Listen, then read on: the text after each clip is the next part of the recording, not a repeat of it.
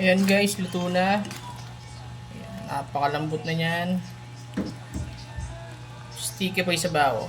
Sulit na sulit yan sa kanin. Tara, magsasayang na ako. Hey guys, magluluto nga pala tayo ng adobong paa ng manok.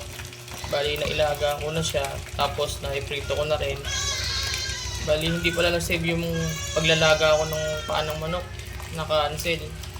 Bali, ito na lang i-upload natin. Ito, piniprito ko na siya. Pagkatapos kong iprito, gigisa ko na yan. Ayan. Tayo natin mag golden brown. Bali guys, ito, golden brown na siya. Hanguin na natin yan. Pagkatapos, igigis na natin. Nakakatakot magprito nito. Nagtatalsika ng mga mantika. Yan, medyo crispy na yan. Tara, at igisa na natin. Yan, naiprito na natin yung paa ng manok. Magigisa naman tayo ng bawang sibuyas.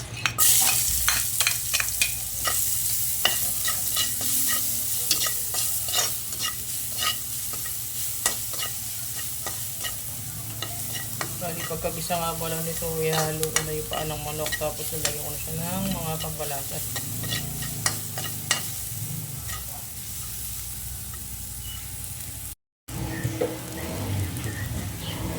Lagyan na natin siya ng tubig.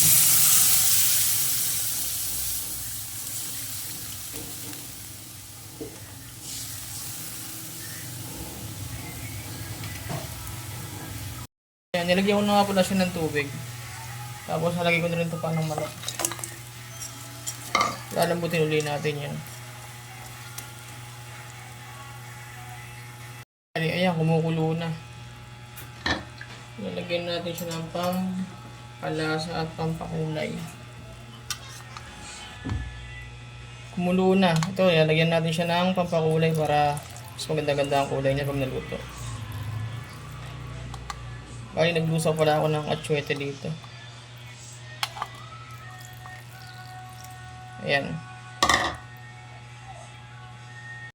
Tapos halu-haluin lang natin para mag-mix. Tapos sundan natin ibang mga pampalasa. Lagyan na lang natin siya ng toyo. Toyo, pampalasa at pampakulay. Tapos samahan nyo ng ketchup. Pati oyster sauce, lagay nyo na rin.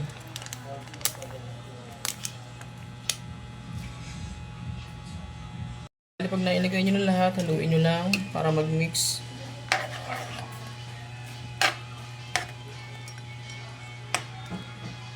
Tapos, lagay natin siya ng maraming paminta. Ayan. Ang natin haluin ulit. Bali, pag na-mix nyo na pala yung mga ingredient, ilagay ko na rin siya ng paminta. Halu-haluin nyo na rin para mag-mix lahat. Hintayin na natin siya kumulo. Bali, lagyan pala natin siya ng pampalapot. Para medyo sticky yung sauce niya. Ayan. Ayan. Papakuloyin na lang natin yan. Ayan guys, malapit na maluto. Bali, wala nga pala ako siling labuyo. Kaya siling green na lang ilalagay ko. Para medyo sweet spicy. Ayan. Malapit na yan. Ready to serve na yan maya. Ayan guys, malambot na yan. Ayan, kita nyo naman sa laman. Sticky pa yung sabaw. Sarap ilaman sa kanin yan. Okay, tara na. Ready to serve na.